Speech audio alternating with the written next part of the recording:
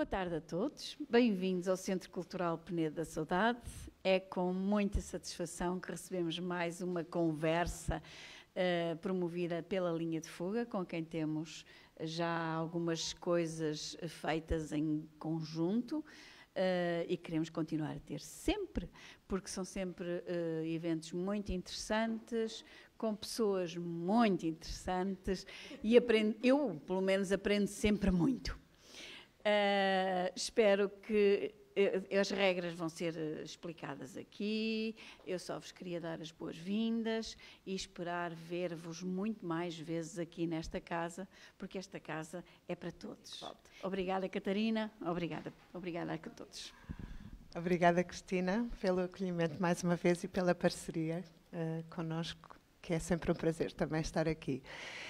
Eu vou, antes de passar a palavra ao Filipe, que agradeço desde já, estás aqui também a moderar esta conversa, só explicar um bocadinho como é que é este dispositivo. Isto chama-se mesa longa, não é assim tão longa, mas também não há problema. E foi um dispositivo inventado pela Lois Weaver, que é uma artista, ativista, feminista, que pretendia precisamente fazer com que as pessoas participassem em conversas. E a intenção é um exercício de escuta e, portanto, a fala também tem a ver com a escuta. E vamos estar aqui 3 pessoas, mas há muitas cadeiras, o que significa que, se alguém quiser intervir, está automaticamente convidado a intervir. A única condição é sentar-se à mesa e pedir o microfone. É esta a única etiqueta e eu vou passar e pronto, isto vai acontecer, portanto quem se sentar à mesa não é que tenham que passar automaticamente o telefone, por isso é que também existem estas canetas, porque às vezes é muito bom nós colocarmos em cima da mesa aquilo que são as nossas ideias. E portanto eu vou passar agora ao Filipe, que agradeço muito estar aqui a moderar mais ou menos, porque isto é uma conversa mais ou menos sem moderação, mas é com orientação, para falar sobre... E vou-te passar a palavra agora. A pressão. Olá a todos, obrigado por terem vindo. Calhou-me a mim a nobreza da moderação e de passar o microfone. Um tema que eu acho que, na verdade, nos dias que correm, diz um pouco a toda a gente, de alguma forma, e que tem assim o seu quê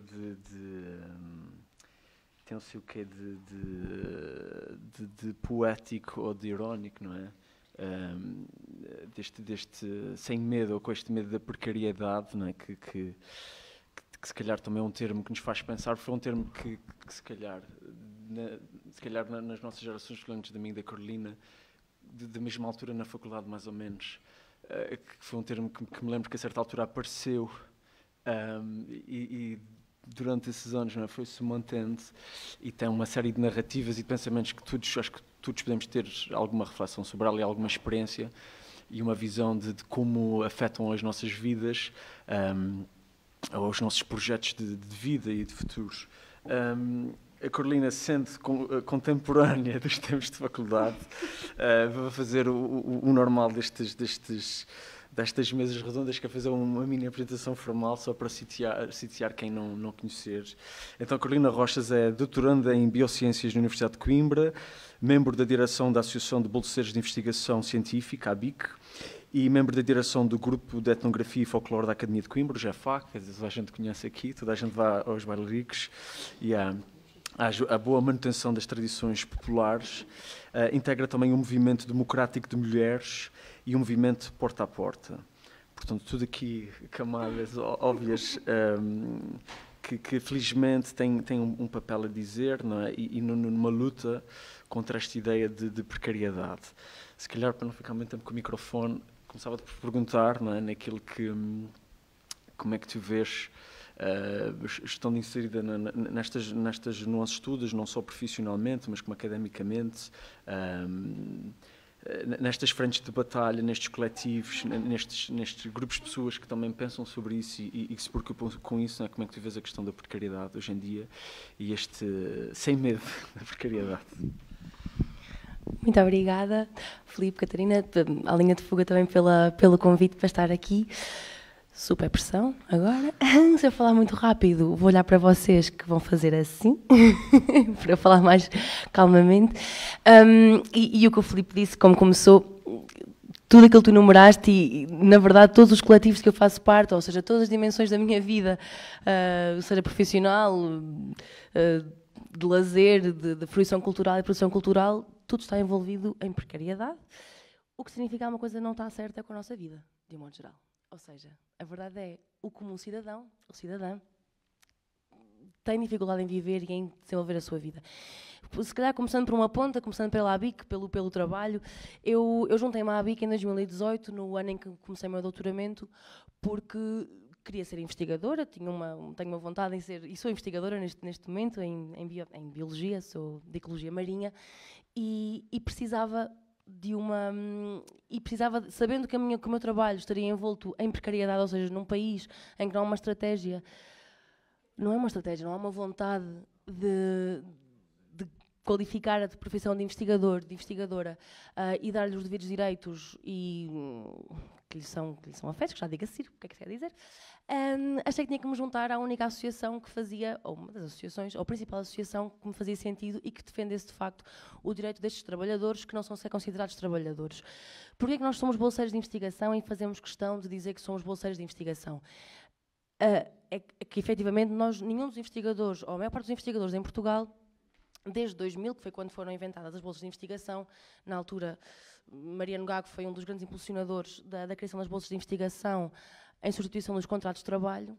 Afastar o microfone que estou a falar super alto. Desculpem, perdão. Bem que eu estava a ouvir muito alto, desculpem. Desculpem, vou falar assim. Obrigada. Claramente estou eu moca aqui, né, em stress. Bom, quando foram feitas bolsas de investigação, que é a principal forma de financiamento, lamentavelmente, para os investigadores, isto significa que nós não temos nenhum vínculo jurídico ou laboral com o nosso contratador. Significando que tudo aquilo que nós fazemos fica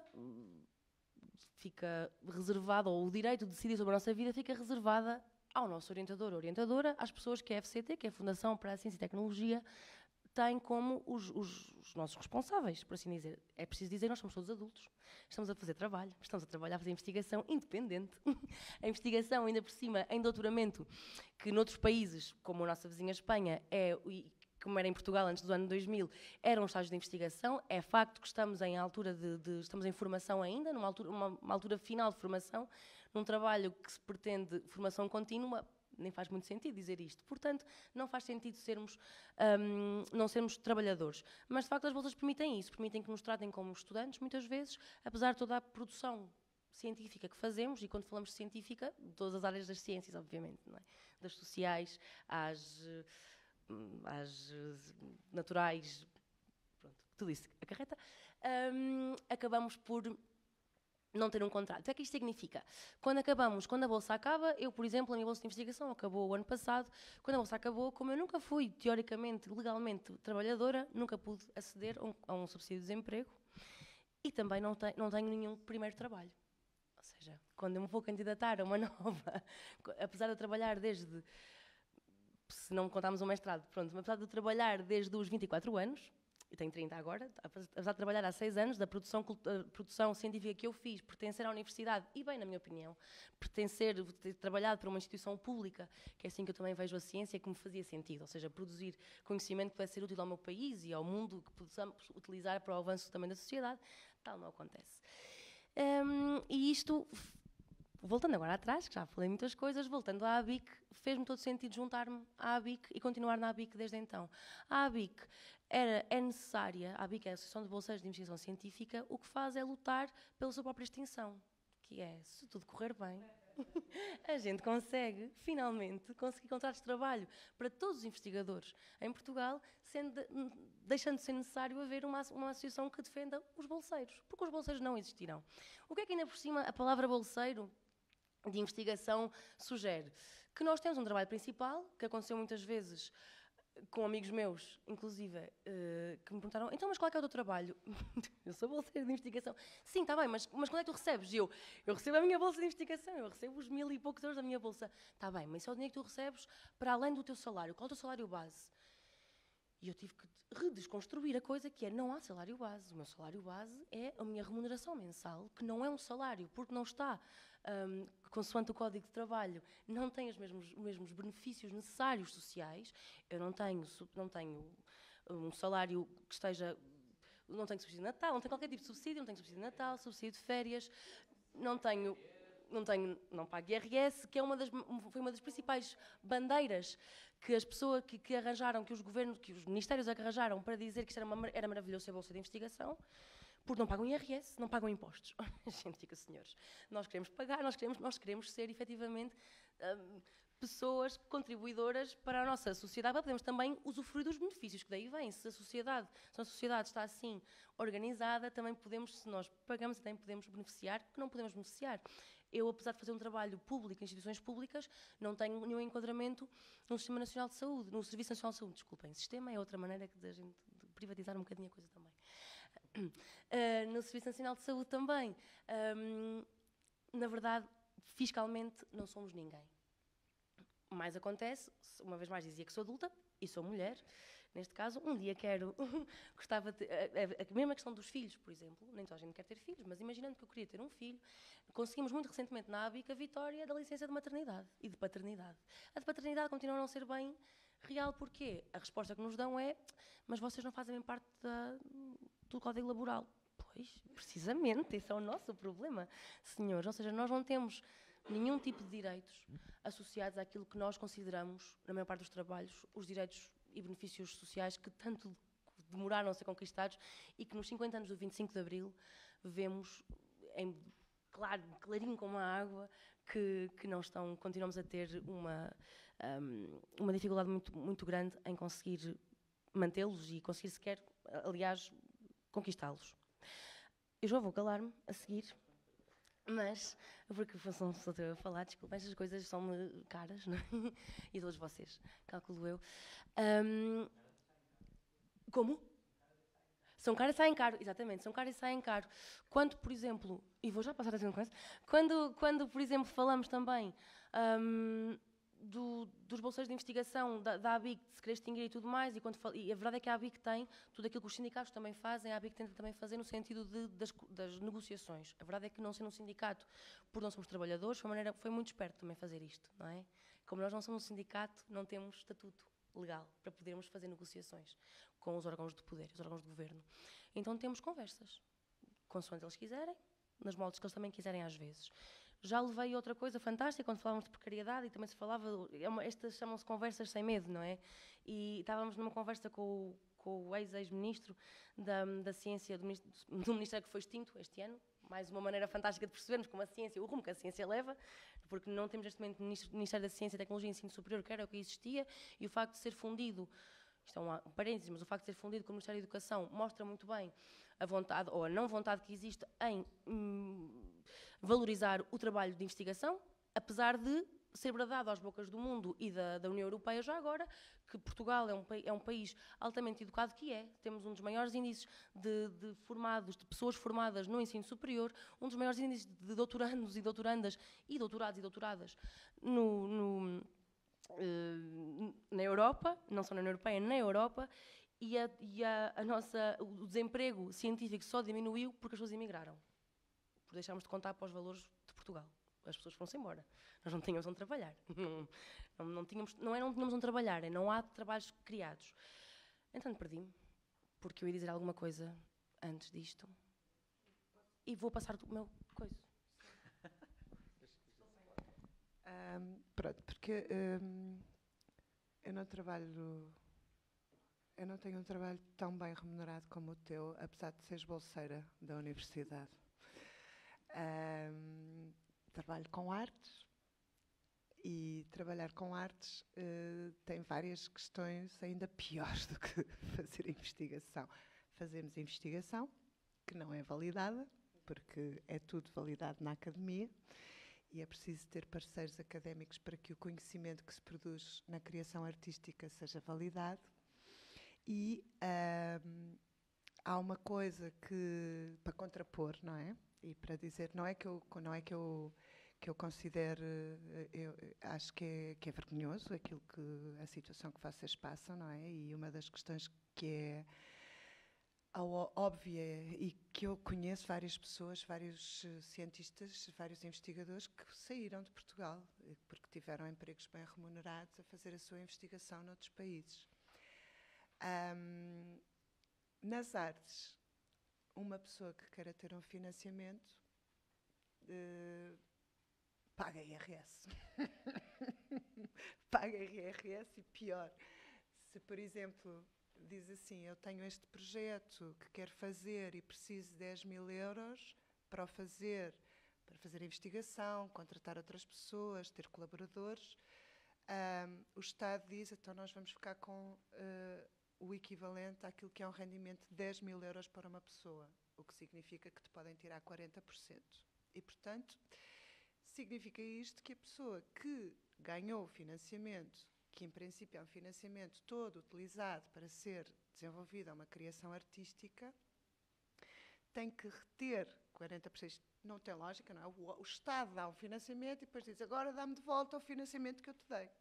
Porque é assim. Portanto, existem truques, e isto é também um sistema de precariedade instituído pelo próprio Estado, que permite, por outro lado, reconhecendo aquilo que é a estupidez do que faz, desculpe, a entidade estatal, onde é que, pronto, não interessa, que é de dizer, ok, eu vou-te dar este financiamento, tu tens direito a este financiamento, e se não queres que eu fique com a parte do financiamento que te disse que tu tens direito, então tens que arranjar uma organização que possa gerir o teu financiamento. E, portanto, essa pessoa, ao receber um financiamento, tem que encontrar alguém assim em 5 dias úteis para dizer, queres gerir o dinheiro, o financiamento que eu ganhei para fazer uma coisa que 10 mil euros não dão para fazer, porque é 1/3 daquilo que eu preciso para fazer, mas pronto, em vez de ficar só com 6 mil euros, se tu me ficares com 10 mil euros, se calhar vou ter que te pagar para tu fazeres a gestão. Pronto. Isto é uma precariedade que tem muito a ver com aquilo que é a questão financeira, não é? Pior, e agora contrapondo, não é? Que já que estou a falar com uma bolseira, uma bolseira? Bolseira, não é? Não vou dizer investigadora, vou dizer bolseira. Mas sou investigadora. Eu sei, mas pronto, a questão é essa. É que, por outro lado, as pessoas das artes acham que não têm direito a receber tanto e instituem a sua própria precariedade ao dizer, eu não posso ganhar, mesmo que seja um grande artista, eu não posso ganhar o mesmo que um grande engenheiro. Porquê? Porque a sociedade, aquilo que eu faço é muito mais um serviço público, portanto, parte daquilo que é o meu investimento, eu automaticamente o dou de volta como uma forma de devolução à sociedade daquilo que é a própria criação artística. E, portanto, este é um outro sentido, é uma outra forma de precariedade na qual nós próprios estamos envolvidos. É como aquela questão da autocensura, não é? Que uma pessoa diz, eu não vou dizer isto porque isto não é... Porque se eu disser isto, alguém me vai cortar as pernas automaticamente. E há uma outra questão que eu também acho que... aliás, é muito interessante porque vocês, acho, os dois que fazem parte da geração Z, que dizem que é aquela geração perdida, que já não vê futuro. Tu ainda és millennial. Pior ainda. Pronto. Porque eu faço parte da geração X, que era aquela geração que tudo podia acontecer, não é? E que depois a seguir vem a geração Rasca, que já para daí para baixo tudo se precarizou. Mas há uma coisa que eu acho que é super importante também quando nós falamos no tempo, e eu acho que nós no Linha de Fuga temos sentido muito isso, não é, Maria? Desta coisa, não há tempo para nada. E estamos cansadas constantemente por tudo aquilo que temos que fazer, em que que deviam ser 3 pessoas a fazer, e fazemos, uma única pessoa faz. E isso é uma forma também de nos precarizarmos e que não permite, muitas vezes, que nós tenhamos tempo, inclusivamente, para ter este sentido de cidadania que nos é muito importante para falar precisamente sobre precariedade, para as tais lutas, não é? As tais lutas que são urgentes e que só são possíveis se nós não estivermos constantemente a contar os dinheiros que temos no bolso para saber se podemos comer amanhã. E esta é uma questão que eu equiparo muito aquilo que é, não é? Eu lembro-me há uns tempos atrás de falar com um amigo que também é investigador e que eu dizia, eu estou cansada de estar sempre atrás de financiamentos porque estou constantemente, eu não quero andar a gerir financiamentos, eu não quero andar a procurar onde é que eu consigo arranjar dinheiro, eu quero é trabalhar com pessoas, eu quero é pensar o que é socialmente interessante para as artes e por aí fora, porque estou sempre a pensar, não vou conseguir ter dinheiro para continuar o projeto, porque consegui um grupo de pessoas interessantes, porque há uma série de pessoas. E ele disse, é o mesmo comigo, eu estou sempre atrás de dinheiro. E, portanto, ele não é bolseiro, é investigador, mas está sempre, uma parte da vida dele é gerir aquilo que são todos os procedimentos administrativos que lhe permitam depois fazer a investigação dele. E essa é uma precariedade também muito grande, não é? Porque ele não pode contratar ninguém, tem que ser ele a fazer isso, e, portanto, ao mesmo tempo, precariza-se e, portanto, também assume esse lado. Pronto, e eu queria deixar para já. Temos uma convidada na mesa. Obrigada. Obrigada. Boa noite a todas as pessoas. Eu me senti bastante instigada pelas conversas sem medo, já de partida, e a sua fala também foi bem instigante e completou-se ainda mais. Te ouvindo, eu me sinto um pouco nesses dois lugares, porque sou atualmente investigadora sem bolsa e artista. Então, andando atrás de dinheiro para viver, mas também tenho que ser justa. Há alguns anos me tornei professora na universidade, num contexto latino-americano. A universidade no Brasil é bem complexa, interessante, precária, mas pronto, é diferente, porque lá a gente não tem que ficar... A gente concorre aos editais, mas o financiamento é sempre público e pronto, são contextos um pouco diferentes. Mas agora, como doutoranda, estudando, sem bolsa, arrisquei, né? Pronto, tenho que fazer isso, faz parte da minha carreira como professora. Em algum momento isso teria que ser feito, porque jamais, vamos lá. Mas, com a sua fala, me abriu um horizonte que eu nunca tinha pensado, porque a minha perspectiva de estudo doutoral é de que é algo temporário. Não de que isso é um trabalho ou seja, vai se tornar um trabalho, quer dizer, eu percebi como minha forma de pensar está totalmente moldada pelo sistema e eu estou super interessada em romper a partir da sua fala, né? Então, como alguém que está no processo doutoral passa por essa fase e, em seguida, arranja um emprego. Então, eu acho que eu quero mais te ouvir e te fazer essa pergunta. Como seria a perspectiva de ser uma investigadora? Claro, existe a perspectiva de ser uma investigadora, mas, para isso, você precisa estar formada como doutora. Então, é só depois do processo de estudo? Ou não deveria ser assim? O que é que eu não estou enxergando? Tu estás a ver tudo. Não é nada para ver. Não, ou seja, tens toda a razão. Eu há bocado também disse, ou seja, a minha bolsa acabou, eu tive bolsa, a minha bolsa já acabou, e neste momento a minha maior fonte de rendimento é a música também, porque tenho pronto, canto num grupo que é, e pegando no que estava também a Catarina a dizer, desta precariedade toda que a gente sabe que existe, mas pegando estavas a dizer, isto foi maravilhoso, na verdade, esta interação, ou seja, de facto, o que tu dizias agora, que era, sentiste que o doutoramento é um momento de estudo, de formação e tal. Claro que sim, porque é isto que nos fazem querer, não é? Fizeram-te que eres uma estudante, que não és uma estudante. Ou seja, ninguém que esteja a fazer doutoramento é um estudante já. Um estudante tem, pela definição de estudante, tem aulas, tem professores, tem aulas para aprender coisas novas, e nós temos, na verdade, a formação avançada. Todos os nossos cursos, enquanto doutorandos, são formação avançada. E que vai acontecer ao longo da nossa vida toda, de todas as carreiras que existam na vida. efetivamente, em Portugal, para a maior parte dos trabalhos, eu não sei qual é a tua área, se puderes dizer. Dança. Que fixe. Brutal. Que fixe. É tão triste, não é? A nossa reação é super triste. Eu reparo que a minha reação também, quando falavas, Catarina, das artes, a minha reação foi, pois, isto é horrível, não é? A gente achar que há mesmo áreas que nunca terão sucesso, nós nunca teremos uma vida boa, e quando dizemos nunca teremos uma vida boa, estamos a falar não do volume de trabalho, mas do conforto que podemos ter, sabendo que o conforto é comprado com dinheiro no sistema capitalista em que a gente vive, não é verdade? Pronto, enfim, com todas as questões que isso tem. De facto, dizes a verdade. Aqui em Portugal, principalmente, em maior parte dos sítios agora, exige que tenhas um doutoramento para acederes aos níveis mais altos de trabalho.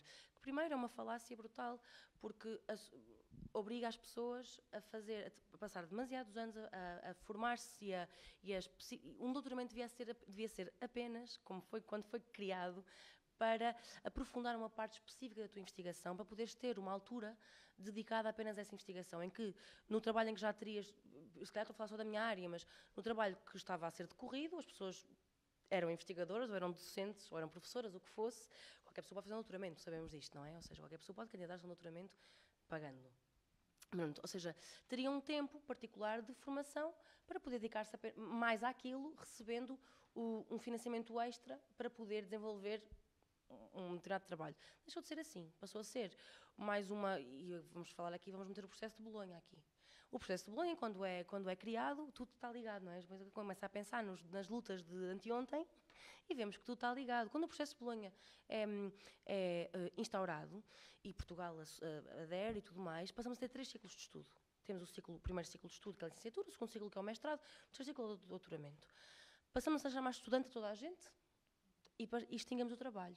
Onde é que se compara quando tens conversas connosco, e depois já volto à tua pergunta, desculpa só dar esta nota, que é, para reparares no trabalho que tu fazes, a formação que tu fazes agora e que eu faço agora também, que vamos a acabar a formação que fazemos enquanto doutoramento, é paralela, ou pode ser relacionada com aquilo que é o internato médico, por exemplo. Temos esta conversa aqui que eu queria chegar há bocado. Quando tivemos esta conversa com o ministro Manuel Leitor, que foi há 2 ministros atrás, e depois não melhorou, mas então não conseguimos ter mais uma conversa, porque não quiseram falar mais connosco, a gente disse, já repararam que nós não estamos a receber, não temos um contrato de trabalho, mas estamos no mesmo nível que o médico, no mesmo nível de formação que o médico, que está de facto a ter o mesmo tipo de formação, não está sozinho a trabalhar, porque ainda bem que as pessoas têm acompanhamento na sua formação ou na sua vida. Ao que nos responde, pois se calhar o que está mal é os médicos estarem a receber dinheiro. Ai, o que está mal é os médicos estarem a receber dinheiro pela formação. E nós quase quisemos... Eu quase quis ganhar o homem. Ficámos tão enervadas, 2 colegas minhas, que ele virou-se, depois da parte boa também, machista do senhor, que foi... Virou-se para os nossos 2 colegas rapazes e disse, se vocês querem falar, nós falamos convosco, elas estão muito histéricas, não consigo falar. A gente ficou ainda mais seco, levantámos e fomos embora. Pronto. A vida é fácil, não é? A vida de um modo geral. Não estou a dizer que é... Ou seja, mesmo estas... Não é sequer possível termos, às vezes, conversas sérias com quem trata assim o trabalho, não é? Com quem desvaloriza desta forma o trabalho. O mais importante daqui que nós retirámos não foi... Ele está a ser um idiota, não é? Um machista nojento, mas sim está a desvalorizar completamente o trabalho. Lamentavelmente, isto acontece muito na Faculdade de Letras, eu não sei se tu estás em Coimbra. Pronto, na Faculdade de Letras, nas artes de um modo geral, nas faculdades de artes de um modo geral em Portugal, além de nos venderem que as artes são uma coisa linda e maravilhosa e que é só para a fruição e que é uma coisa fixe, então as pessoas podem não comer, não é? Porque, na verdade, é uma caricatura que se faz nos dias de hoje, há muito tempo que se faz, que é o artista não come, o artista vai de gig em gig, de quadro em quadro, de performance em performance, e pronto, porque gosta, porque é feliz e não tem direito a uma vida estável. Isto foi uma maneira, isto foi uma imagem que nos pintaram, que me pintaram, a televisão me pintou, desde que eu sou miúda, né? Que os artistas são pessoas extravagantes e muito felizes. O meu pai é músico, o meu pai é violinista. O meu pai estudou a vida toda para ser violinista e foi ser professor, porque entretanto eu nasci, e depois nasceu o meu irmão, e porque era preciso pagar contas de casa. Não é? E não era possível viver com um salário volátil. De facto, não faz sentido. Quando chegou a pandemia, e agora vemos a coisa mais clara, se precisávamos de mais razões ou mais justificação para os artistas, que é neste caso o teu trabalho de docência, docência de artes também existe, apesar das pessoas acharem que não, mas, né? Achar que os artistas não têm, que as artes não são uma dimensão da humanidade tão importante como as outras. Veio a pandemia, ficámos todos fechados em casa, podemos continuar a trabalhar nisto e naquilo, mas a verdade é que os museus abriram as suas coisas 3D, as pessoas começaram a ouvir mais música, lá e chegamos à conclusão que o humano tem montes de dimensões para poder criar-se.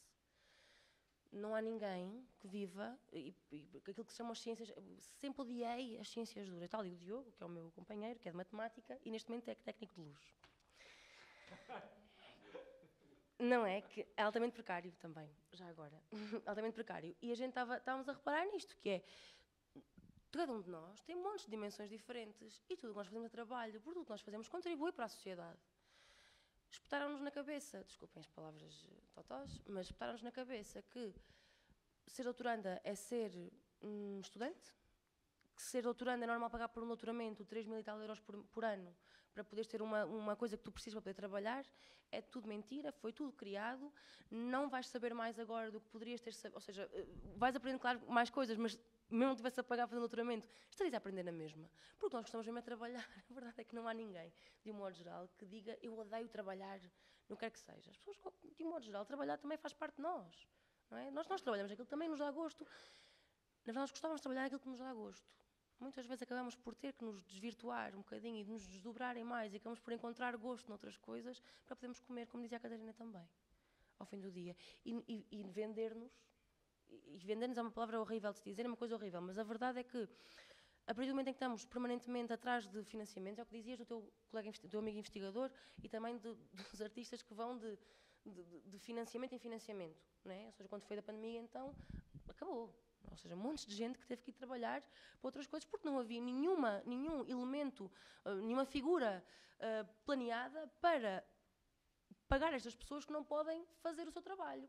Que não podem ir aos teatros, porque ninguém, até podem ir para os teatros, mas ninguém vai aos teatros, porque estamos em lockdown, não é? E está tudo bem, não estou em causa nada disso, mas as pessoas não podem exercer o seu trabalho, então se exercer o seu trabalho, não podem receber. Voltamos à jorna. Voltamos a trabalhar à jorna, né? Ou trabalhas e recebes, não trabalhas, não recebes. Como os pescadores, já agora. Saem ao mar. Os pescadores não são maus. Os pescadores não pescam os peixes todo o mar porque lhes apetece matar os peixinhos. Os pescadores vão lá porque quanto mais peixes pescarem, mais dinheiro recebem, mais têm dinheiro para levar para casa ao fim do dia. Ninguém faz estas coisas por as pessoas que querem trabalhar e vendem o seu trabalho. E o trabalho é o que gera riqueza. A riqueza é apenas gerada em função do trabalho que é gerado e criado. E não tem que ser coisas... Algumas coisas são coisas físicas que nós vemos, outras coisas são coisas... É tudo... Algumas são materiais, desculpa, são coisas materiais, outras são coisas imateriais. E tudo isto compõe a sociedade e as pessoas. E agora, vou perguntar qual era a tua pergunta, porque eu não te respondi à tua pergunta. Eu estou... Não, eu acho que avançou a pergunta. Agora, eu acho que o que eu queria saber desde antes, e eu acho que eu posso formular melhor agora, é qual seria a sua perspectiva? Uma pessoa entra no doutoramento e já é considerada uma investigadora e passa a receber por isso? Isso seria infinito? Sem prazo? Ótima pergunta. Que é, efetivamente, quando eu entrei para a investigação, eu já não tinha muitas ilusões. Quando eu fui para o doutoramento, fiquei cá porque quis ficar no meu país também. E nós temos sempre chegado à conclusão que temos sempre aquela réstia de esperança que as coisas, porque a gente se mexe e luta e se organiza e tudo mais, tem sempre aquela réstia de esperança que as coisas vão mudar. A gente vai conseguir rápido. Não me chatei nada de ficar a caminho da mudança e acho que todas as coisinhas que se fazem são boas. Agora, a verdade é que eu esperava, olhando para mim, estúpida, não é? Mas eu esperava que no final talvez pintasse alguma coisa, fazendo esta expressão muito corriqueira, não é? Talvez pintasse alguma coisa, talvez conseguisse um trabalho. No entanto, fui para a investigação assumindo já que provavelmente iria emigrar, que é o que eu estou a fazer agora, a tentar sem vontade nenhuma. Ou seja, não é? A tentar sem vontade. Queres ir para aqui? Há regras, ou seja, tens que ir para aqui para falar. Anda para aqui. Anda para aqui. Ele também foi... Pronto, não, mas eu esperava que isso me acontecesse. Eu esperava que há uma coisa que de facto conseguisse a seguir continuar a ser investigadora. E também parte de uma posição privilegiada, que é os meus pais podem ajudar-me e estou junta com alguém e nós podemos gerir as nossas vidas e arranjei uma maneira de fazer dinheiro e vou fazendo dinheiro em várias coisas. Mas vivo não bem. Até não bem para aquilo que seria expectável uma pessoa viver bem. Não vamos comparar o que é viver bem, o que é viver mal, nem vamos sequer tentar pôr não vou sequer tentar pôr caracterizar o que isso é, porque não estaria a ser justa para com ninguém, não é? Mas eu espero que a coisa corra melhor. Eu espero emigrar e voltar. Espero conseguir voltar. E vou passar. Eu queria só responder rapidamente a esta questão. Não era, acho que não era uma questão pessoal, o que é que tu acharias de acontecer. Agora, a partir do momento em que tu és um bolseiro com um contrato de trabalho que não é um contrato de trabalho, com um protocolo assinado em que tu dizes que não podes fazer mais nada na tua vida a não ser aquilo, não podemos, como bolseiros. Nós recebemos 1000 e poucos euros, mas não podemos fazer mais nada. Eu, por exemplo, trabalhava no teatro na altura e não podia cobrar os meus serviços, porque contratualmente não, assinei a dizer que fazia só aquilo.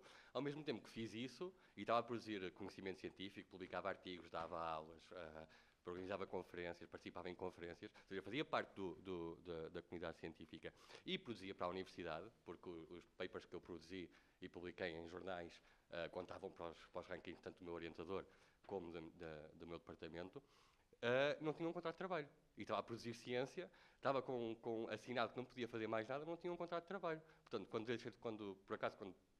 perdi a bolsa, já tinha outro trabalho no teatro, tive sorte, mas se eu não o tivesse e não tivesse acabado a bolsa, não tivesse acabado o doutoramento, não tinha nada. O que é que eu tinha? Não tinha subsídio de desemprego, não tinha nada. Estava no zero. E eu acho que é essa que é a questão. Agora, a questão é, toda a gente se pode formar num doutoramento, toda a gente pode se inscrever no doutoramento e pagar 3.000 euros, claro. Mas a partir do momento em que o teu trabalho é esse, tens de ter direitos por ele. É só essa a questão. Qualquer pessoa pode se inscrever e fazer. Não é obrigatório depois automaticamente receber. Não acontece. Mas se é esse o teu trabalho, se estás a receber por isso e estás a produzir por isso, ou seja, tu assinaste com o Estado a dizer este é o meu trabalho e não vou fazer mais nada. E agora? Durante 4 anos vão para o galheto? O que é que eu faço com isto? Pronto, era só isso. Era só isso que eu queria, porque acho que não era a questão pessoal, era a questão... Eu posso só... Não. Pois é isso, não, esta toda a razão, está a brincar. Desculpem, porque eu estava a usar um eu majestático, na verdade. Mas ainda bem que tu vieste, porque eu estava a usar um eu majestático das coisas teriam mudado, ou seja, à espera, mas é o que ele está a dizer. Agora, acho que há uma questão aqui que é, ela, por exemplo, não tens o contrato de exclusividade sequer, acho eu, por não tens bolsa. Desculpa estar polarizando, talvez, assim, não sei. Ela tinha posto essa questão nitidamente antes. E a minha pergunta, eu acho, assim, minha curiosidade, já que vocês estão se organizando sobre esse pensamento, que para mim é novo, minha perspectiva estava totalmente conformada, eu não tinha nem sequer posto em causa. Vocês estão se organizando para transformar, e qual é a proposta? É ter um contrato de trabalho por 4 anos que você sabe que começa e termina? Tu também sabes, podes responder. Eu depois gostava de levar isto para fora da investigação, mas posso ir por aí porque também sou investigadora. Também já fui bolseira. Só para dizer que ser investigadora com um contrato de trabalho não é sinal de não precariedade. Ou seja, os investigadores doutorados com um contrato de trabalho em Portugal, eles não têm, na sua grande maioria, um contrato a tempo indeterminado, que é uma coisa diferente. Ou seja, os seus contratos estão afetos a determinados projetos. Por isso é que eles andam sempre, como a Catarina estava a dizer, atrás de linhas de financiamento. Ou seja, eu garanto o meu contrato durante 3 anos, que é a duração daquele projeto, como investigadora, mesmo doutorada, e depois tenho que ir, enquanto estou a fazer este projeto, eu tenho que ir à procura do próximo. Okay? E, portanto, eu posso apresentar 6 candidaturas e cada candidatura dá muito trabalho a preparar para garantir a minha estabilidade profissional. Okay? E já agora só aqui uma nota para dizer que quando eu faço a minha candidatura eu tenho que olhar aos requisitos do financiamento, o que significa que a minha proposta para a sociedade, sobretudo em projetos de intervenção social, ela já não vai de acordo com aquela necessidade a que eu quero dar resposta, mas vai de acordo à linha de financiamento, porque eu tenho que utilizar determinados termos, eu tenho que dar resposta a determinados requisitos. Okay? Eu só queria voltar aqui um bocadinho atrás, se não se importam, e aqui puxar um bocadinho para fora da investigação científica, muito embora podemos ficar a falar sobre isto a noite toda, não há problema. Que era pegar na ideia que o Filipe trouxe da precariedade como tendo se tornado uma parte normal do nosso léxico. Ou seja, nós normalizámos completamente a precariedade como ela sendo uma característica do trabalho nas sociedades hoje em dia, e é, na verdade. E eu acho que era importante refletirmos sobre isto, ou seja, neste momento é muito difícil encontrarmos alguém que diz, o meu trabalho não é precário. É muito difícil, mesmo que eu tenha um contrato de trabalho a tempo indeterminado, a forma de despedir as pessoas é muito mais fácil agora, eu como empregador tenho muito menos custos, não é? E, portanto, a sociedade reorganizou-se de tal forma que o trabalho deixou de ser igual a não precariedade, e é importante que nós tenhamos consciência disto. É importante que nós tenhamos consciência que há pessoas em situação de sem-abrigo que são trabalhadoras, que de manhã levantam-se, arranjam-se e vão trabalhar, e depois vêm dormir na rua. Então o trabalho deixou, eu acho que obviamente depois não vamos estar aqui a explorar, não temos tempo, mas a evolução tecnológica, tudo isso fez extinguir uma série de postos de trabalho que já não vão voltar, ok? E exigem lá está a especialização. E, portanto, o trabalho, e quando estamos a ter uma conversa sem medo, vamos a isso. O trabalho deixou de garantir a ausência deste medo. Mas, em Portugal, de uma forma muito mais sublinhada, porquê? Porque em Portugal, ser um bom trabalhador é trabalhar até cair para o lado. Eu quando começo, não sei se vocês têm essa experiência, mas pelo menos é o que eu vejo da minha rede e das pessoas com quem vou contactando. Eu, se começo um trabalho, eu para ser bom trabalhador, eu não estou lá das 9 às 6. Eu, no mínimo, estou lá das 9 até às 6h30, 7 horas, se eu for um bom trabalhador, se eu quiser mostrar trabalho. Okay? Isto é ser um bom trabalhador em Portugal. E, portanto, nós, temos as experiências piloto das semanas dos 4 dias e tal, mas isso é uma miragem naquilo que é o panorama da empregabilidade em Portugal. Portanto, a mim, eu acho que era importante também conversarmos um bocadinho sobre isto. Como é que a precariedade se tornou o padrão? E dizer-vos, sim, passo já, Maria. E só dizer mais uma nota, agora só para não deixar aqui o doutoramento completamente fora, porque eu também sou doutoranda. Dizer duas coisas. Primeiro, eu era bolseira de investigação, tinha proposta para ir dar aulas, mas a tempo parcial, e não pude aceitar por causa da minha bolsa, precisamente por aquilo que o Diogo estava a dizer. Porque eu só posso dar aulas durante 3 horas por semana, isso não é nada, não é? Portanto, eu tive que recusar uma proposta mais estável ainda que a tempo parcial. Nem sequer podia, porque a minha proposta foi, então eu reduzo a bolsa, eu recebo menos pela bolsa, isso é absolutamente impensável.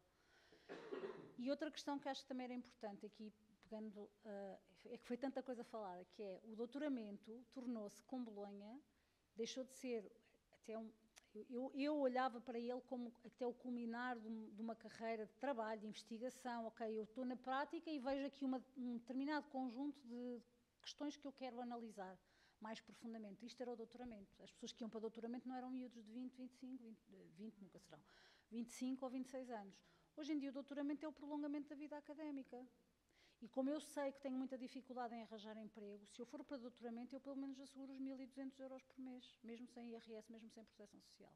Eu tenho uma ocupação social, dá-me identidade. Okay? Então, dentro de toda a precariedade, o doutoramento deixou de ser o contribuir para a sociedade com a investigação e passou a ser uma questão de sobrevivência. Portanto, isso é a precariedade no seu expoente máximo. Não querendo deprimir ninguém, mas pronto. Mas já deprimi.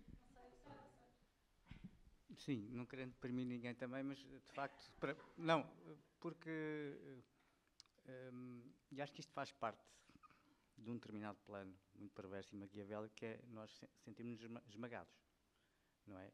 E ao sentirmos esmagados, às vezes não conseguimos ter lucidez e perceber bem o que é que temos que fazer. E eu não sei também, mas no sentido que tu estavas a dizer, e vocês estavam a dizer, há de facto uma normalização da precariedade. E a partir do momento em que há uma normalização e que nós não conseguimos perceber como é que havemos de sair disto, e é o que a Catarina estava a falar há bocado também, às tantas nós temos a dar connosco com sentimentos de culpa, necessidade de justificar coisas que são básicas e que não tinham que ser justificadas, que são as mais evidentes. E é isto que a mim me assusta, porque a sociedade hoje em dia está muito assim, não é? Eu tive este ano a estudar, já não estudava há muitos anos, foi um desafio também para mim. Isto pode parecer um bocado colateral, mas eu acho que tudo está ligado. E o ritmo de trabalho, a carga horária, fez com que eu tivesse, que eu já estou com uma idade em que já não tenho o mesmo rendimento, mas tudo isto está ligado, lá está, também tem a ver com os ritmos da vida, com as exigências. Tive que fazer diretas, tive que fazer noitadas, para ter aproveitamento, para fazer como eu gosto de fazer, que é o que eu acho que eu tenho que fazer uma coisa bem. Tive muito boas notas, mas havia um ou outro professor que às vezes reparava, hoje para entregar um trabalho, você hoje não dormiu, não é? Porque a entrega do trabalho estava lá a hora 6 da manhã, no e-mail. E eu dizia, pois, isto está difícil. Mas Mas está bem, mas conseguiu, perseverança. E eu dizia a esse professor, eu não tenho orgulho nenhum, tenho orgulho nas minhas capacidades que permitem tirar esta nota. Eu não tenho orgulho nenhum na forma como fiz. E desisti. Não acabei os módulos. E toda a gente, não, mas olha as tuas notas. Tinha boas notas, gosto de fazer as coisas assim, mas deu cabo de mim. Eu disse, não, a minha sanidade mental está primeiro. Isto é demais. Eu tenho que dormir. Ter boas notas não vale tudo. Mas nós estamos a preparar para o mundo lá fora. E eu fico aparvalhado com este discurso, porque eu às vezes perguntava, ouçam lá, mas a escola é noutro mundo? Não. O mundo lá, qual é o mundo lá fora? Esta escola é no mundo. E a escola devia ser um laboratório de transformação das coisas más desse mundo lá fora. E não uma preparação para aceitarmos. Mas o que entristece é isto, é que professores, pessoas supostamente cultas, conscientes, que deviam estar com uma reflexão sobre estes sistemas, não é? E elas próprias perceberem que podem ser workahólicas, gostarem muito de trabalhar, mas é preciso ver e ter uma perspectiva crítica da espiral de escravatura, destes ritmos que temos, e temos que querer que isso não seja normalizado. Porque depois um professor está a dizer isto. Isso é normal. Tipo, pois eu também tive que fazer. Olha, uma medalha para ti, mas achas que foi bom?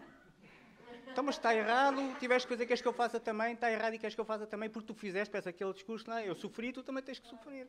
Quer dizer, e eu gostava muito, sinceramente, e para não ser deprimente, era como é que perceber também como é que nós conseguimos dialogar e dar a volta, e para nós próprios não nos sentimos culpados. Eu sou desempregado de longa duração, fui fazendo coisas que gostei muito, andei no voluntariado muitos anos, por convicção, porque gosto, porque acredito, e as pessoas dizem, mas tens que ganhar dinheiro.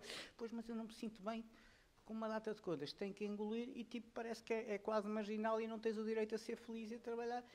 E às vezes prefiro não ganhar dinheiro do que ganhar dinheiro. Mas obviamente que a gente tem que viver, não é? E é isto que me faz assim, é muito violento. E esmaga-nos, que era o que eu não queria, era sentir-me esmagado.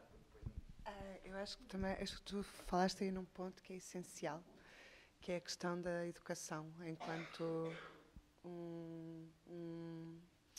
um contexto laboratorial e de transformação da vida que não está a acontecer. Cada vez menos está a acontecer. E isso significa que tudo aquilo que são os ideais de uma sociedade mais harmoniosa estão a ser comidos por aquilo que é um mundo neoliberal, cada vez mais, que nos impõe cada vez mais ritmos. E acho que é muito importante nós percebermos também, e isto para muita gente que considera, por exemplo, que tanto os investigadores como as pessoas que trabalham nas artes, que eu acho que isto é muito comum, que somos subsidiodependentes. Não somos. Somos altamente produtores de uma série de coisas para a sociedade, mas, por exemplo, que há os maiores subsidiodependentes da nossa sociedade são as grandes empresas. E ninguém sabe isso. Porquê? Porque esta ideia não passa.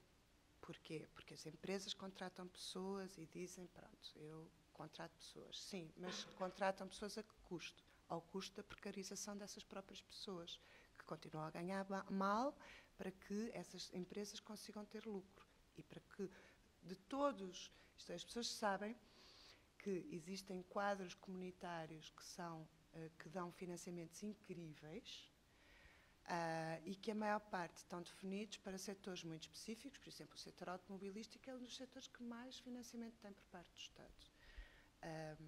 Assim, se calhar estou a dizer uma grande asneira, mas tem muito financiamento.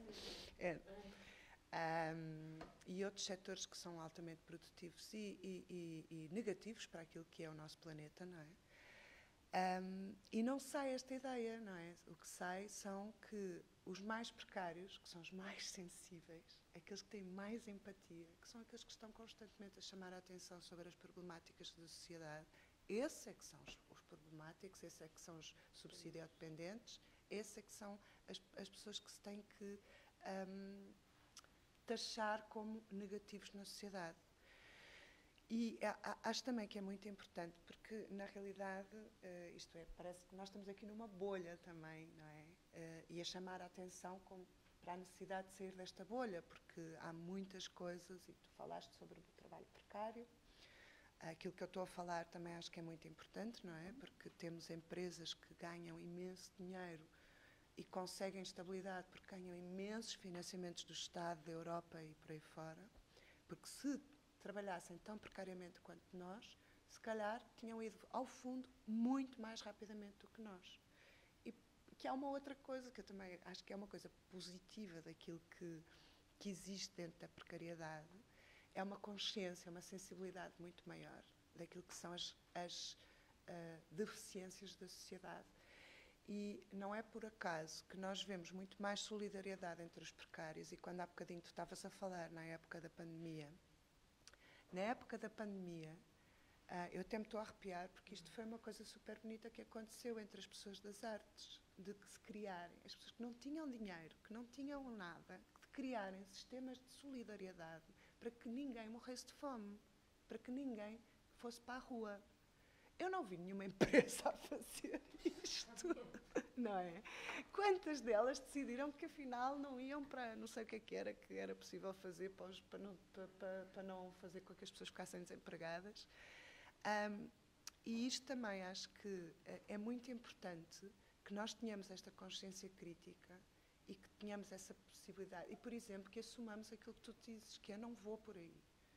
Eu prefiro ser precário a ser instrumentalizado por um sistema que não é o correto. E a precariedade dá-nos muito mais essa consciência. Obviamente que há precariedades e precariedades. Eu acho que nós aqui todos somos muito privilegiados relativamente a uma série de outras pessoas. Mas a verdade é que porque é que a felicidade não pode ser igual a viver bem?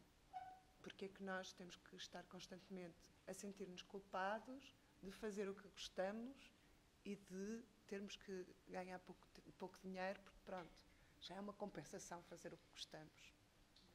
Então a precariedade também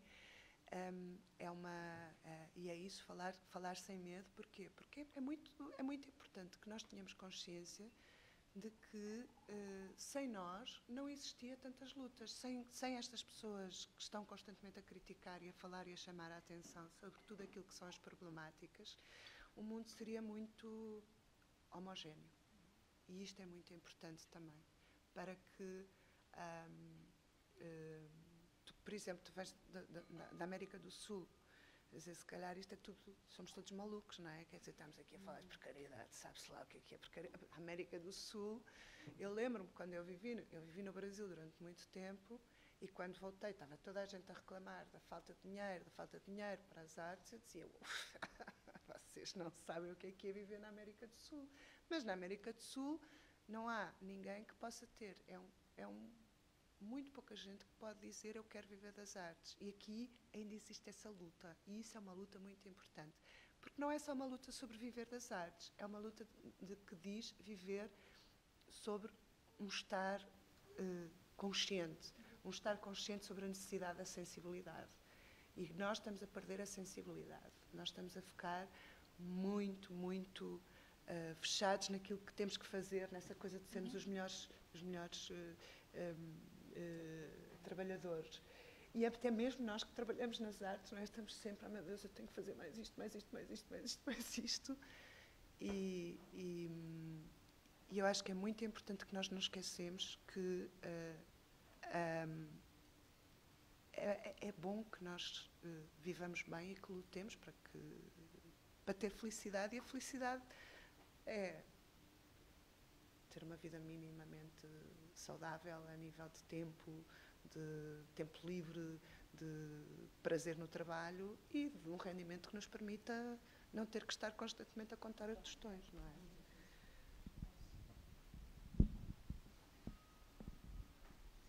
De fato, um primeiro impulso é dizer, vocês não sabem o que é precariedade, mas isso não ajuda ninguém, né? Então, me vale muito mais resgatar noções de cidadania, de bem viver, e reconhecer também o quão atropelados nós temos sido, né? Num sistema muito mais de um capitalismo muito mais brutal que vige no Brasil e na América Latina como um todo, eu suponho, não conheço toda, mas então é muito esperançoso embora vocês estejam cansadas da luta, é muito esperançoso para mim, assim, me traz muita esperança ver que essa luta persiste. Quer dizer, ainda não houve o atropelo total, ainda não houve o esmagamento total da semente, ainda há muito pelo... Claro que há muito pelo que lutar, mas é um lugar que mostra a possibilidade de que, ok, a gente precisa continuar lutando por isso. Então, tem um sociólogo brasileiro, eu não sei se vocês estão familiarizados com esse nome, Gessé Souza, que eu recomendo muito, que toca num aspecto... Ele fala num contexto muito específico do Brasil, com toda a história peculiar do Brasil, mas fala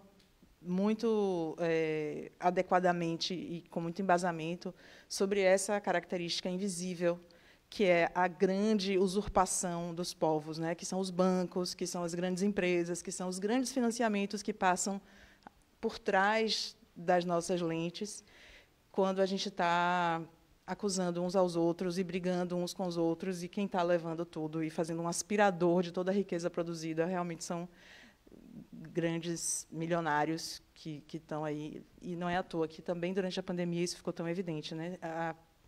A pobreza aumentou no mundo todo e os bilionários e, em breve, trilionários estão pipocando por aí. Muito rápido, desculpem. Este aqui fica aceso. Sobre aquilo que vocês têm estado a falar agora, a mim custa muito, e não estou a dizer isto com ataque a ninguém, nem nada, a mim chateia-me quando a malta começa a dizer percebo que vocês achem estranho, lá é muito pior, e não sei o quê, e nós entramos polarizamos-nos uns aos outros. É assim, há 200 anos, houve um senhor que escreveu que existe um nome para os precários. É a malta que não tem os meios de produção, né? Eram os proletários da altura. E nós somos todos desses, né? Nós não controlamos o dinheiro, nós não controlamos a riqueza, portanto, nós vivemos do nosso trabalho. E é só isso. E a partir desse momento não interessa se o meu trabalho é mais difícil que o teu ou se a tua precariedade é melhor que a minha. Isso não interessa. Nós somos proletários, nós somos precários, nós temos de fazer com que isso deixe de acontecer, né? Nós não queremos deixar de ser precários. Ponto. Não interessa se noutros países é pior, não interessa nada disso. Era só isso que eu queria dizer. Porque, pronto, a discussão é essa. Estamos a alongar no tempo, eu não sei, Cristina, dei aqui umas notas, queria dizer alguma coisa, ou se mais alguém sim para a gente começar a caminhar, embora a conversa esteja boa, só para a gente... Posso? Sim, claro. Eu acho que... Não... Eu acho que sou a mais velha da sala. Oi, obrigada. E como mais velha da sala, eu venho de outro tempo. Eu tive... estou quase a acabar o meu percurso laboral. Também me custou ao início, um bocado, também fui precária durante muito tempo. Eu era professora de música em escolas particulares, um bocadinho aqui, um bocadinho ali. É muito engraçado quando agora pedi a contagem do tempo de serviço, percebi que os meus registros dizem que eu trabalhei 365 dias numa escola e 200 e não sei quantos noutra escola ao mesmo tempo. Portanto, eu fui uma boa precária, trabalhei muito. E porquê? Porque tinha uma família. Antigamente também, no meu tempo, as famílias eram constituídas muito mais cedo. Nós éramos precários também, não é? Agora, cada vez mais tarde, os filhos saem mais tarde, isso fala-se muito, os filhos saem mais tarde de casa, formam famílias muito mais tarde, exatamente por causa da precariedade. Porque as pessoas não se sentem seguras. Da mesma forma que antigamente ter muitos filhos era uma riqueza, porque todos ajudavam em casa, e agora é uma fonte de despesa, exatamente. Eu acho que há aqui várias questões que se estão a colocar e que acabam por estar relacionadas com a precariedade. E agora estava a pensar mais na parte das artes, porque eu trabalho em artes, eu sou professora, foi o que me valeu. para não deixar de ser precária, consegui vincular 15 anos depois de começar a dar aulas. Neste momento tenho 46 anos de aulas, a aturar os filhos dos outros, como eu costumo dizer. Talvez esteja na altura de me ir embora. Mas estava a dizer, em relação às artes, eu sempre senti que as pessoas, a pouco e pouco, e durante o meu percurso laboral, aquilo que eu senti, trabalhando nas artes, sendo professora de música, aquilo que eu senti foi que ainda não se valorizam as artes.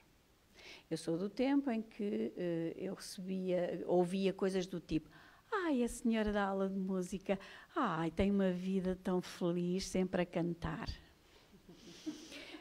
E o que eu queria era dar mais aulas, que era para poder sustentar a família. A necessidade das artes é uma coisa que se está a perder. Nós que estamos aqui, há muita gente aqui das artes e percebe que as artes são absolutamente necessárias para o equilíbrio do ser humano e para o desenvolvimento do ser humano. Mas isso não é geral. Nós temos legislação que permite que as empresas, as tais que têm muitos lucros, possam ajudar as artes e ainda ganham por isso, porque têm diminuição nos impostos. Vem alguma empresa, assim, tirando algum banco ou outro, que tiram assim, um cochichito para fazer para patrocinar alguma coisa, vem alguma empresa interessada em investir em artes? Porque as artes não são necessárias, o que é necessário é o dinheiro. As artes, para muita gente, e se repararem, à medida que eu agora estou a fazer retrospectiva, porque eu sou velha, não é? Tenho essa vantagem. À medida que nós caminhamos no tempo, as pessoas, os jovens, os pequenitos, os miúdos, tiveram cada vez menos contacto com as artes nas escolas. Foi-se retirando as artes. É preciso matemática e português, vamos retirar aqui mais umas horitas à música, vamos tirar umas horitas aqui à dança, que nunca houve. Vamos tirar, nunca houve nas escolas dança, vamos tirar aqui umas horitas ao teatro. Não é? Porque o que é preciso é ter mais horas na matemática, no português, nas ciências. Nem sequer percebem que o contacto com as artes pode facilitar a aprendizagem noutras áreas científicas. Ou seja, à medida que nós caminhamos no tempo, as pessoas os miúdos foram tendo menos contacto com as artes, e são esses miúdos que nos governam neste momento. Ou seja, neste momento, nós temos governantes, a maior parte, pelo menos, que acha que as artes são coisas secundárias. Só servem para gastar dinheiro. Isto é um aspecto que eu acho que deve ser discutido e deve ser alterado a nível de mentalidades. E que temos que trabalhar para isso todos. Depois, o quê? Eu acho que sim, pois com certeza. Depois, como já perceberam, eu sou uma pessoa que valoriza as artes, não é? Desde que estou aqui à frente deste centro cultural, nunca houve nenhum artista que estivesse aqui a apresentar algum trabalho seu e que não ganhasse alguma coisa. Não pode ser muito, porque o meu orçamento também não é grande, não é? Como eu costumo dizer, é mais a razão entre o orçamento que eu tenho para gerir esta casa e o orçamento do Politécnico, porque esta casa pertence ao Politécnico, é muito inferior àquela percentagem do orçamento de Estado que vem para a cultura. Portanto, imaginam, não é? Portanto, nunca pode ser muito, mas nunca houve nenhum artista que saísse daqui sem ganhar alguma coisa. Tive, inclusivamente, alguns, nomeadamente nas artes plásticas, alguns artistas que me perguntaram: mas vocês pagam? É a normalização. Pagamos, ou pagamos um catálogo, ou pagamos o emolduramento dos quadros, ou pagamos... Não damos 5.000 euros, nem 10.000 euros por uma exposição, porque não temos, não é? Porque eu acho que até as pessoas até mereciam. Não é? Mas fazemos sempre. Durante a pandemia, fomos dos poucos lugares, alterámos aqui o centro cultural, de forma a termos sempre artistas cá dentro, a ganhar, por concertos que faziam e que nós transmitíamos. Era muito engraçado, porque só estavam cá os artistas, eu e o técnico. Mas eles ganhavam pelo trabalho que vinham cá fazer. E, portanto, eu acho que a valorização das artes, a mentalidade tem que mudar. E se nós conseguirmos fazer alguma coisa para mudar estas mentalidades, provavelmente, pode ser que daqui, eu também sou daquelas que acreditam, não é? Pode ser que daqui a uns anos nós tenhamos a hipótese de ver as coisas de uma forma mais risonha, ou menos negra, vá. Por outro lado, um artista tem que ter, e mais ou menos como a Catarina disse, quer dizer, ocupa o seu tempo à procura de financiamentos e passa a ter cada vez menos disponibilidade mental para criar. Porque é a criatividade versus a sobrevivência. E isso também não é bom para as artes. O trabalhar em rede é uma coisa que pode beneficiar, não é? O ter pessoas aqui como a Catarina, que está a liderar a linha de fuga, penso que também é ter pessoas assim, também é bom para as artes, mas deveríamos sempre ter esta ideia de que um artista tem que ocupar a sua cabeça também para criar, para desenvolver projetos nas artes.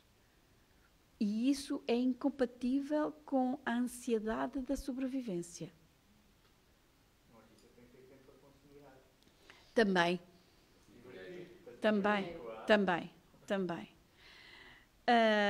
E depois, voltando ao temazito da família, eu tenho uma nora que é enfermeira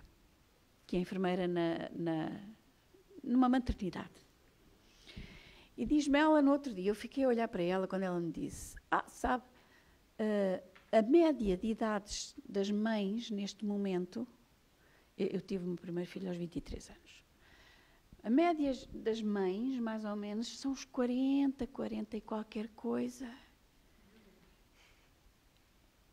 Isso, ela trabalha numa maternidade todos os dias. Foi ela que me disse isto. E disse-me também, é impossível que estas mães, e nós vemos logo a seguir ao parto, tenham a mesma disponibilidade para os filhos. E porquê é que as mães são tão mais velhas do que eram no meu tempo? Por causa da precariedade. Porque não conseguem estabilidade financeira para poderem assegurar ou pensar que asseguram uma vida melhor aos filhos.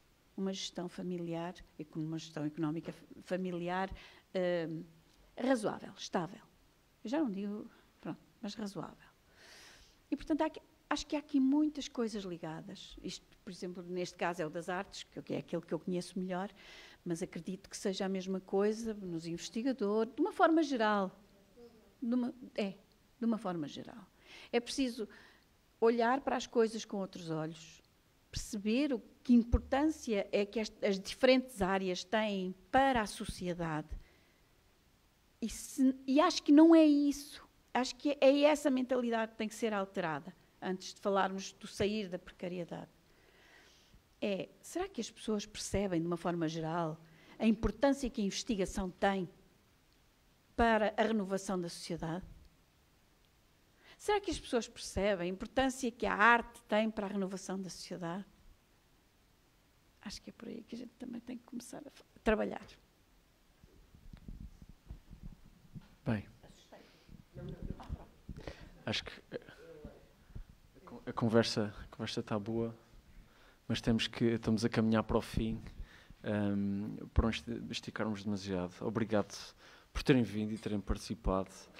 Isto é um tema, não é, pela sua essência, que poderíamos estar aqui várias semanas, o mês todo de programação da linha de fuga. Acho que é importante, como se calhar digo só para fechar nesta importância também da empatia, da precariedade, porque na verdade, se calhar, quando estamos aqui a conversar, lá está, estas mesmas pessoas que estudaram e que hoje em dia governam, acho que muitas vezes não estiveram dentro desses espaços, ou passaram assim de leve, para perceberem essa precariedade nas suas múltiplas dimensões. E a precariedade porque não há dinheiro, porque somos estudantes e dependemos dos nossos pais ou de uma bolsa, quer nas acesso de trabalho porque se é artista e se recebe pouco, ou não há um contrato de trabalho associado e se trabalha a recibos verdes, e portanto também a nossa relação com a segurança social é um bocado estranha, porque os cálculos são feitos trimestralmente de uma matemática muito estranha, que não sei onde é que eles fazem aquilo, da mesma maneira que ao mesmo tempo que nos exigem isso, se podemos saber que uma avó nossa que precisa de uma operação a um joelho ou qualquer coisa pode ficar anos numa lista de espera, porque não há operações, ou seja, ou ficar desalojado, não é? Nós não conseguirmos, sem às vezes apoio familiar, sem ter uma opção de vida que implica um outro parceiro ou parceiros, para uma coisa tão simples como ter um teto, seja mínimos de autonomia. Acho que há aqui muitas variantes e que depois só, na verdade, isto só para dar aqui se calhar assim uma pescadinha de rabo na boca, não é? Ou seja, começa num sítio e depois tudo é sempre insuficiente, até que de facto alguém se lembre que se calhar é mais fácil emigrar, não é? Que hoje em dia, para o bem ou para o mal, dado o nosso contexto europeu, também parece que foi a opção mais fácil para muitos amigos, menos indolor do que se calhar os conterrâneos açorianos, né, nos anos 50, que fugiam por causa do vulcão dos Capelinhos e de facto uma falta muito grave, uma precariedade muito grave também pela distância geográfica. E portanto, na verdade, eu acho que todos estamos bem cientes de como é que isto depois nos afeta, né? Pelas vicissitudes habituamos a ser precários e a ter que, né, esticar o dinheiro sempre até o final do mês. E que vamos continuar a pensar sobre isso e a lutar sobre, ou seja, como é que fugimos, cada um de nós e coletivamente, a essa precariedade e portanto esses espaços de conversa são importantes para continuarmos esse trabalho, o trabalho também das artes, que tem também um papel a dizer sobre isso. Portanto, obrigado por terem vindo e por terem participado aqui, terem sentado à mesa, né, numa participação coletiva. A linha de fuga, hoje com a conversa, mas tem uma programação que começa a partir de amanhã, o 1º de novembro, o dia de Todos os Santos, né? Isto não é por acaso, e portanto podem seguir estes marcadores sensuais, a programação do mês todo do Festival Laboratório Internacional de Artes Performativas. Obrigado por terem vindo e o resto bom fim de semana.